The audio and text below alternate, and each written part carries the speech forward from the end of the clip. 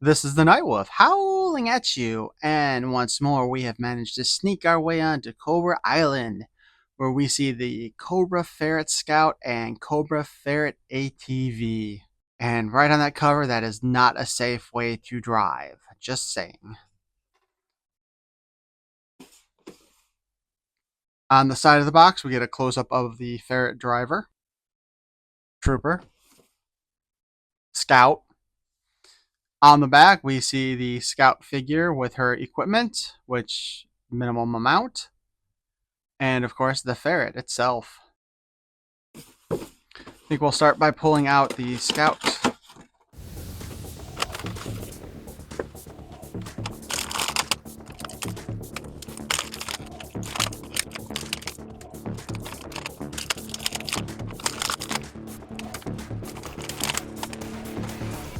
They're apparently back to using that soft rubber on the weapons again.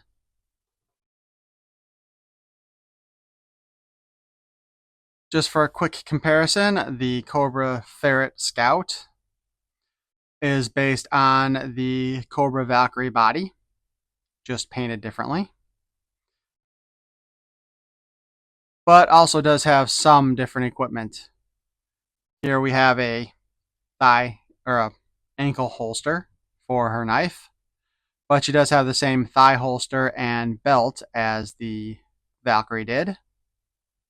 Instead of having the trooper helmet, she actually comes with a specific bike helmet, which has a couple of fangs, which is kind of cool.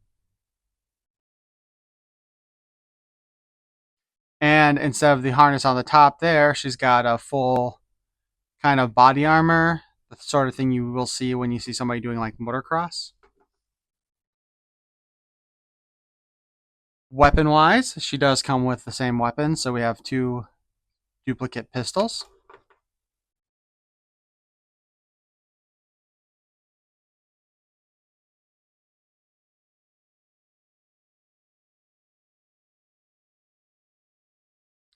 Standard head sculpt.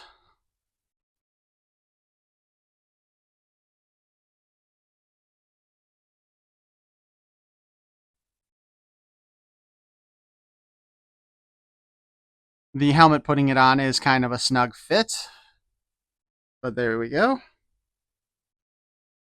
As far as the helmet design goes, it is pretty good, except for kind of reminds me of the duckbill on the He-Man and the Masters of the Universe CGI series King Hiss toy. Of course, the knife goes in the sheath.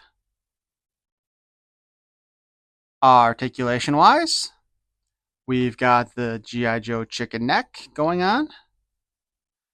Ball joint at the head so we can spin it around, look down, look up. Whoops, and the helmet slipped a bit. Arms, hinge up, hinge down, hinge up, hinge down, spin all around. We have a bicep cut, which will do a 360. Ooh, wait, there's a different, wait, is it different? No. Okay, so both of them have it. There is a separate armband on the side here that is not molded into the body. I did not realize that at first. My bad.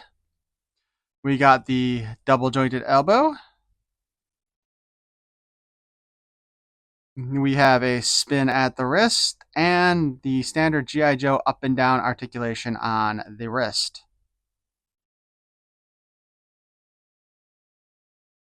She has the boob cut, although it is hidden underneath the armor, but it is there. Ball joint at the waist that allows you to wiggle her all around, but allows you to move the waist around as well. The belt, of course, slips around all over the place while you try to move her. We've got the standard drop down hip. We have a thigh cut for a 360. She can kick forward like that. She can kick back like that. The butt does kind of move a little bit with that, and actually that's kind of a goofy looking bit of misplacement there. Displacement. She can give us a real good high kick though. Unfortunately, while you're moving this around, the thigh holster does slide about quite a bit. We have a double jointed knee. We can spin 360 at the boot cut, hinge at the foot, move it up and down, and spin it all around.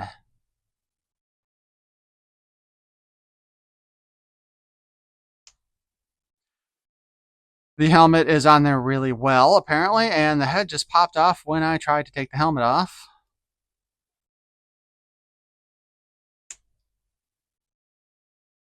Oh my god.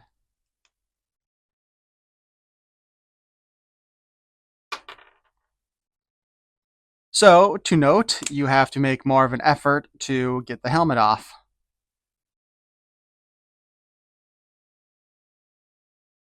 Anyway, let's go ahead and set our trooper here.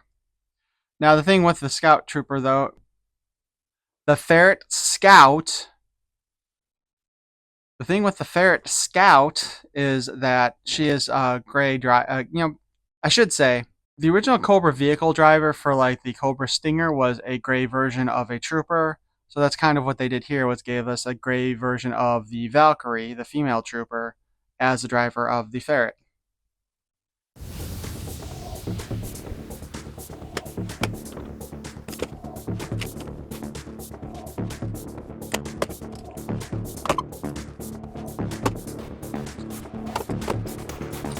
I am honestly surprised I didn't slice myself open. We do have an instruction booklet with her and the ferret.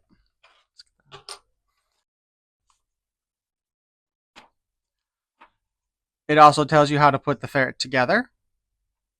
And there is a specific way the wheels go on the ferret because it's got this kind of like pointed design. So the pointed part goes front.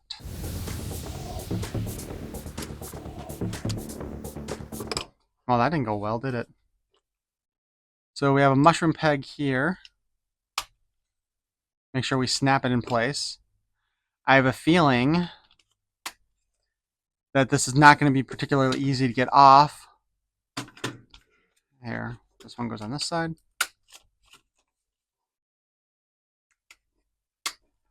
Something to note, that has independent suspension on all 4 of the wheels. That's cool. So, rock it back and forth.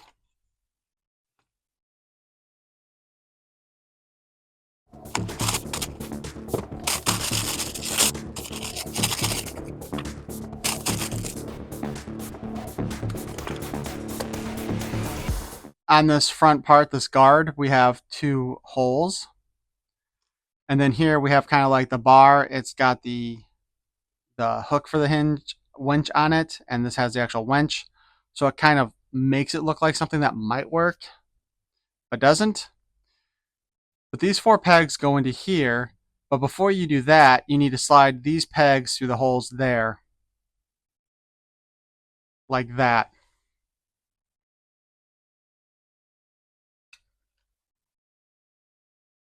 Then you can attempt to line everything up so that they go in place on the front of the ferret. Which is actually a little bit harder than you might think. Here is the control column, or the steering column. Note they put a somewhat metallic paint inside there to represent the lighting on the front. And there is like a gauge on here as well, so that's really nice. The handlebars have a little bit of give, but not much. And it pops in the center console. Now, for some reason, and anybody can correct me if I'm wrong, but I keep on thinking that the original toy, which I don't have, had the steering wheel and this front gun. I thought they were connected, so when you moved one, the other one moved too. But I could be wrong. The gun itself does actually have articulation and moves up and down and spins. That will bring us to the major gun here. Now, this is another one of those parts that is designed to look like it can be held. We can go ahead and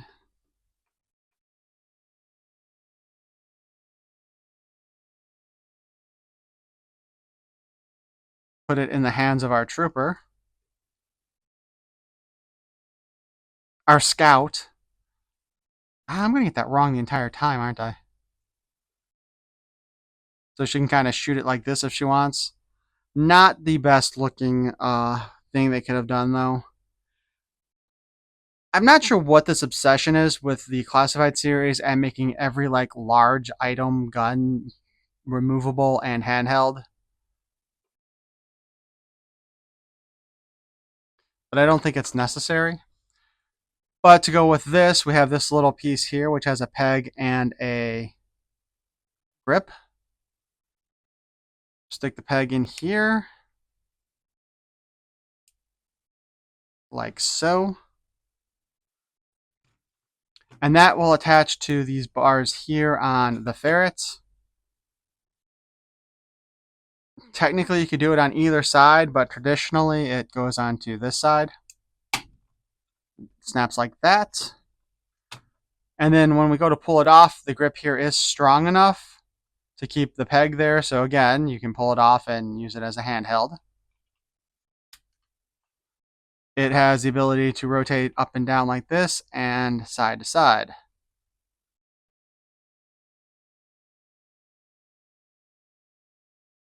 That brings us to the missile holders.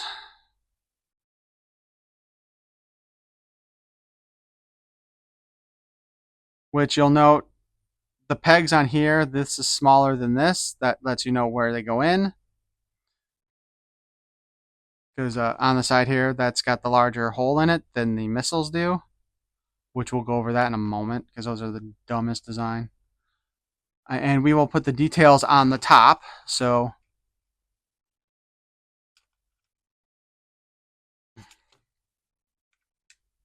that is a very strong fit.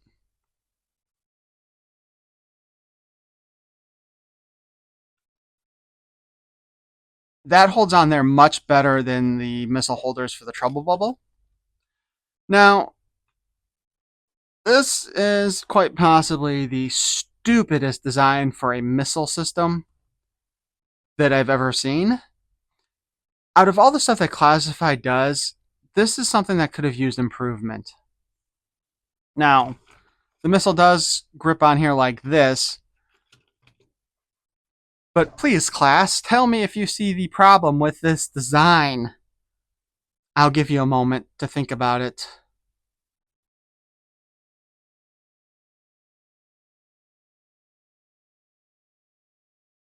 If you said there is no exhaust port to actually push out the fuel to make the missile launch, you would be correct. It's a double-sided missile with no blast part whatsoever. It's pointless. It's absolutely pointless. What they probably should have done with Classified if they wanted to keep this design was make this into 3 parts, right? So the middle part, or even in fact, they could have just had this as part of the actual holder and just had 2 small missiles that pop into there. At least then, you could launch the 2 missiles. But it does nothing. It is absolutely pointless. It is just a style piece. But once we get it done, this is kind of what it looks like from the top here. We got the engine details there on the side, so that looks really nice. We do see the caution exhaust here. This is, in fact, blast effect compatible. Except for, you don't actually get enough blast effects with anything to, like... Either one of these would actually look fine coming out of the exhaust. But the 2 of them together look stupid. So you need, like, 2 of those. And these are actually the blast effects that came with the Valkyries.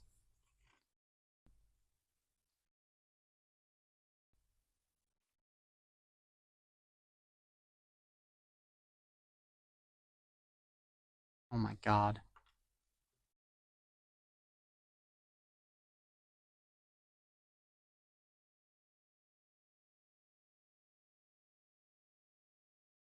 So there, the two launchers there on the front, not quite the same, but at least they don't look kind of as goofy as the other thing in the back did.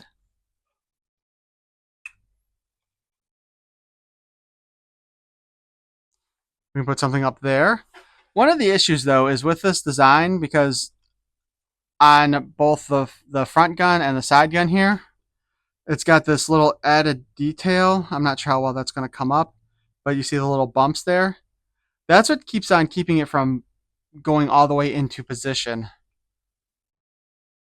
Okay, so that's a smaller effect that kind of fits inside the little detailed bit there, so it holds in a lot better. But on the front ones especially, they just pop out enough that it's really hard to get that to stay in place. That's why, as you saw before, every time I tried to put the other one in there, it fell out.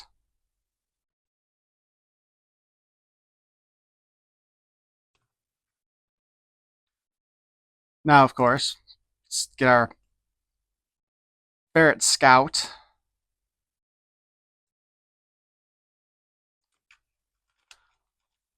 The problem with most like ATV and motorcycle vehicles is being able to position the figure so they look like they're naturally sitting in position.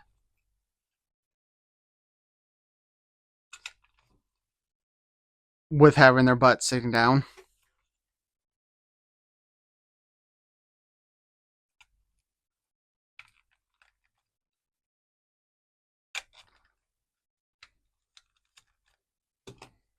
There we go. No, safety first. Because I'm sure Cobra is really concerned about the safety of their troopers. Now the question here is there enough room for us to put somebody on behind her?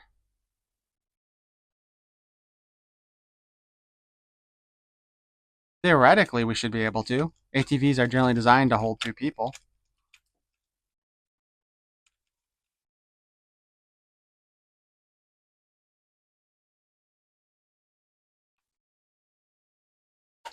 So there you go. We can, in fact, fit two of the Cobra female troopers. As far as the rolling goes, actually doesn't do too bad of a job. I am sure that it would move better if the wheels were pinned on instead of mushroom pegged. And again, we do have the suspension, so if we were going over something, the wheels move.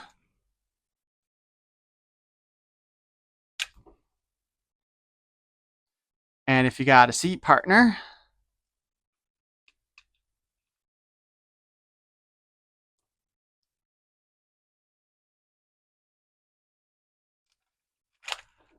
they can be the ones shooting instead of you taking your hand off like they showed in the box. And I'm trying to think, okay, when I used to ride a motorcycle, the clutch was on I think the clutch was on the left and the handbrake is on the right. So on the box, kind of looks like she took her hand off the clutch. Which, I mean, if you're not shifting. Although I've never actually ridden an ATV, so I don't know how you shift gears on an ATV. Somebody who's done it, please let me know.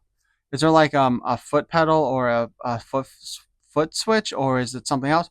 Or is there maybe there's no gear shifting on an ATV?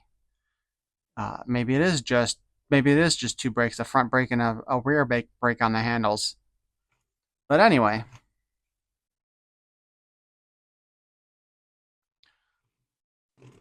I think that more or less does it for our look at the Cobra Ferret. I think if you manage to get one of these, this is a great addition to your line. I know I've read that a lot of people wanted to get at least two of them because we used to see like Tomax and Zaymont, I think, in the opening of one of the seasons where they're each riding a Cobra Ferret. I don't think I'm going to do that. I think I'm just going to have all my Crimson Guard. I have my like Crimson Guard setup going, so I'll probably just leave my Crimson Guard setup as it is, and I'll have the Ferret driver, Ferret Scout. Oh my god, I got to get that right. I will just be on them. But I think I will actually I think I will pair them up with Cobra Valkyries because I got lucky enough during that Hasbro sale that they did recently that I was able to get another couple packs of Valkyries before they sold out again. So I've got a bunch of extras. So my biggest troop building group is now the Cobra Valkyrie. And of course, since the Ferret Scout did not exist previously, I don't have a file card information for her, unfortunately. Or fortunately, because then you don't have to hear my voice that much longer. Overall, though, like I said, I think this is a great vehicle.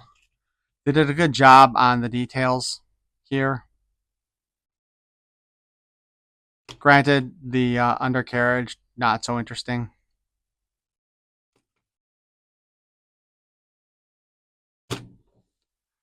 So I hope you enjoyed this. Please feel free to like, comment, and subscribe. Let me know if you were able to actually grab a ferret before they sold out. I'm sure they'll be back in stock at some point. And let's not forget, they already had put up for pre-order on Target's website the pre-order for the repaint of this for the Tiger Force known as the Tiger Paw. I did not, unfortunately, manage to get an order in for that. It came up and went before I think anybody even knew it was going on. Because I heard more people say it was sold out, mention that it was sold out before they even heard of it being released. I'm hoping I can find that in the store, and I'm sure it'll be a little bit cheaper than actually buying this one directly from Hasbro. Because this was also a Hasbro exclusive. Unlike the upcoming Cobra Stinger, which is going to be which you can get on like Big Bad Toy Store, Entertainment Earth, and Amazon, as well as Hasbro. Although it did sell it at Hasbro, I believe, because a lot of people were bitching about that too, before they realized you could order it elsewhere. Peace and love.